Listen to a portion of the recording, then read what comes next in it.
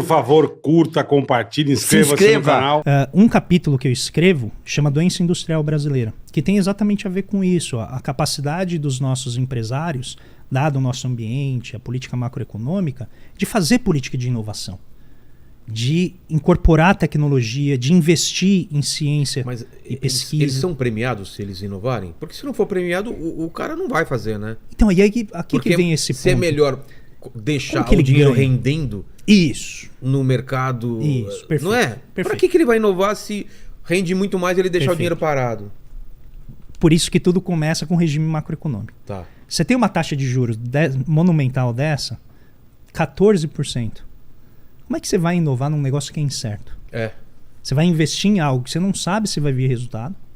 Você pode perder todo o dinheiro que você investiu ali e depois ainda ter a dívida para pagar. Exato. Tá? Então, um elemento fundamental da nossa dificuldade de aprender tecnologicamente é que as nossas empresas elas são sufocadas pela taxa de juros. Eu nunca entendi direito taxa de juros. É os juros que o banco me cobra? O que é a taxa de juros? Bom, então a moeda, eu vou fazer um breve recuo aqui. Ela é um sistema de promessas de pagamento. E toda vez que você está fazendo uma promessa de pagamento para o futuro, tem um prêmio ali entre hoje e o amanhã. Vai com calma, tá? Que eu não entendo nada. Mas então vamos lá. Se eu for muito rápido, você me para. Então é uma promessa. Você tem a rede da economia é uma promessa de pagamento. Tem várias promessas de pagamento sendo feitas entre pessoas. O dinheiro em si não existe em algum lugar para você retirar. O dinheiro, como a gente conhece, é este conjunto de promessas de pagamento. Tá. Aí ele tem uma representação física ou digital. Que é o papel moeda. Que pode ser o papel moeda ou a sua conta no banco. Aqueles numerozinhos que aparecem lá. Isso. Tá. Com aqueles numerozinhos você faz o quê? Você se libera dessas dívidas. O banco me fala que eu tenho, eu acredito que o banco vai me pagar se eu precisar e eu posso usar isso para pagar alguma coisa. Isso. É tudo uma confiança. Exatamente. Por isso que ele é um sistema não pode mais fiduciário. Ele está baseado em confiança, tanto entre pessoas, quanto na confiança que você tem no Estado. Instituições e o Estado. Isso, no banco e assim por diante. Até aí entendi. Perfeito. Então o que acontece? Quando eu estou fazendo uma promessa de pagamento entre dois momentos do tempo, entre esses dois momentos, existe um prêmio que é pago, que é a taxa de juros. Então o dinheiro amanhã é diferente do dinheiro hoje, porque é o dinheiro hoje mais uma taxa de juros. Tá? E aí o prazo desse compromisso, dessa promessa, vai envolver o risco de não pagamento, vai envolver potencial ou instabilidade política. Tudo isso vai afetar essa taxa de juros. Eu preciso de R$100. Isso. Eu peço para o banco R$100 e ele me fala, cara, a situação está complicada do país, eu não sei o que vai acontecer, eu não sei o quê, vou te cobrar uma taxa de tantos por cento. Então, vamos pegar o exemplo. Você chega lá no banco e fala assim, olha, eu preciso, vamos pegar aqui nível Vilela de empreendimento. Opa! Banco, preciso de R$1 milhão. R$1 milhão. R$1 milhão na minha mão. Que eu tenho uma ideia nova aqui que eu quero fazer tocar. Um podcast novo, eu e o André aqui. Nós vamos fazer isso aqui, vai bombar. Nossa, vai arrebentar. Dinheiro, tal. Vai vir o Lene. Exato, o Lene. O Lene vai aqui, vai tocar esse negócio. Eu vou tirar o Paquito pra tirar o risco. Exato. O negócio dar errado. Eu, o Lene e o André, só nós três. Tá, e aí o banco olha pra você e fala assim, olha, você tem um negócio bem sucedido, você já tem um fluxo de renda, você tem um espaço, você apresenta o projeto, ele fala assim, tudo bem, tem a situação macroeconômica, tá instável, a taxa de juros está elevada. Aí ele olha e fala assim, qual que é a taxa base?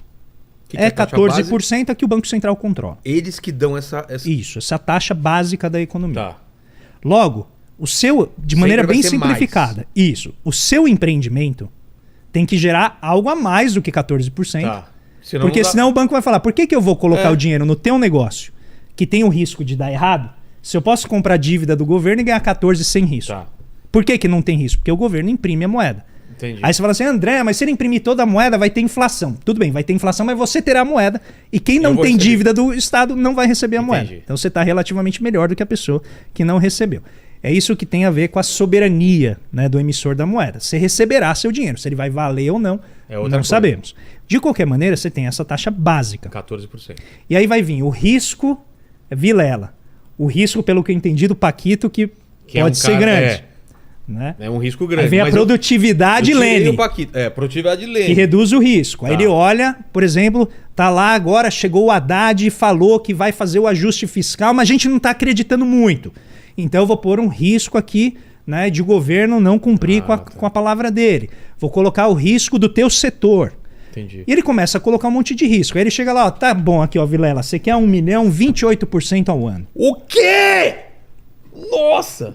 E eu tô colocando uma taxa barata. Sério? Sério. Nossa, tá. Eu tô precisando muito, não tenho de onde... Porque se você pegar, às vezes, para empreendimento, é 40%, 50%. Nossa. Então, quando o Banco Central sobe essa taxa básica, ele gera um efeito em cascata em todas as outras taxas. Entendi. Que a depender do prazo, do risco. Pela primeira vez tô entendendo. Essas taxas vão acompanhando. Aí eu vou pegar esse 1 milhão e eu sei que eu vou ter que devolver 1 milhão com 28% em cima. Isso. E eu tenho que gerar muito mais do que... Tá. Então, você vai ter que ter um empreendimento... Tô pegando um caso hipotético, claro. Tá? Só para exemplificar.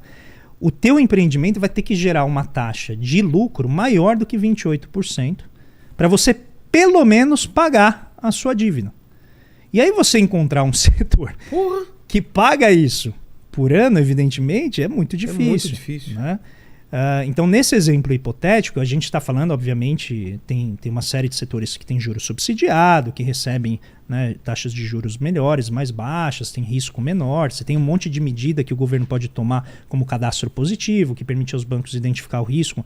Né? Se pega, por exemplo, um homem com as suas características, o seu setor, ele vai te jogar numa média. Entendi. Com um cadastro que é compartilhado, ele fala, não, mas pô, o Vilela tem um histórico de pagamento bom, ele tem um fluxo de renda razoável, o cara tem uma boa, faz auditoria, controla ali, ele tem um risco menor. Entendi. Posso emprestar e cobrar uma taxa de juros menor e assim por diante. Então, esse jogo da política de juros, você mantém o juro muito elevado, você vai sufocando os novos investimentos. Então é muito mais fácil você jogar dinheiro na dívida pública do que, por exemplo, você abrir uma empresa em que você vai contratar 15 cientistas que vão ficar ali pesquisando algo que pode ser muito caro, com um retorno incerto e sem saber quando que vai vir. Mas se o governo joga lá embaixo a taxa de juros, qual é o que então, isso... aí vem o problema. Se ele joga a taxa de juros lá embaixo, corre o risco dele acionar o crédito para setores que podem estar próximos do limite da capacidade produtiva e aí a inflação começa a subir. Porque ele começa a injetar ânimo na economia. Eu gosto de pensar a política monetária como um quadro de luz. Assim. Tá. Então você tem vários, tem lá os vários botõezinhos que você vai... os disjuntores você vai acionando partes da casa. Tá. O sistema financeiro, ele aciona isso aí. Tudo no isso, máximo. Você pode gerar uma sobrecarga. Exato. E alguns deles vão cair. E aí? É um ajuste muito fino. É, muito fino. Quando que eu tenho que baixar e quando eu tenho que levantar. Isso. Na história do Brasil, o que a gente fez? Sempre foi aumentando? Não, varia muito porque você tem eras em que tem um regime de política monetária ditadura, específica. Então, esse é o ponto. Independentemente do sistema político, essas realidades afetam igualmente. É mesmo? É mesmo. E é isso que em economia, em macroeconomia, a gente chama dos limites sistêmicos. Ou seja, não dá para você, em qualquer, seja uma ditadura, seja uma democracia, imprimir dinheiro loucamente, porque se você fizer isso, você vai desarticular o sistema de promessas de pagamento.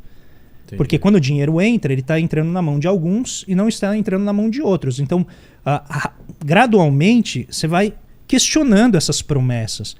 Porque o credor fala assim, cara, eu emprestei 1 milhão para o Vilela, só que o que ele vai me pagar vale 300 mil. Porque o dinheiro que está escrito no contrato perde valor conforme a inflação avança. Entendi. Ele se for precisar para comprar alguma coisa que valia naquilo lá... Não, imagina que você paga, tá lá no contrato, você deve 1 milhão mais o juro. Aí quando você paga... Eu paguei. Ele pega esse valor e já não vale... Ele não vale muito, porque a inflação comeu aquele poder. E aí qual que é o problema? Você acha que ele vai emprestar de novo? Não, claro que não. Ele pode desenvolver e falar assim, nós vamos colocar no contrato que eu vou te emprestar 1 milhão, só que a taxa de juros ela vai ser pós-fixada. Ela vai acompanhar a taxa de juros, por exemplo, do Banco Central. Eu não vou saber quanto eu vou ter que pagar. Você não sabe. Porque depende da situação, depende do que está acontecendo. Pode ter, por exemplo, uma indexação. Ou fixar isso em dólar, sei lá. Você pode fixar em dólar, ou o que a gente faz bastante aqui, quer dizer assim, você me paga juro mais a inflação, que é a indexação. Então você liga ao índice de preços, porque aí você protege o valor da sua moeda. Então a inflação em si, ela é uma doença do corpo social. Ela não é algo positivo. A questão é quanto que você tem que atuar para inibir a inflação e qual que é o custo sobre a economia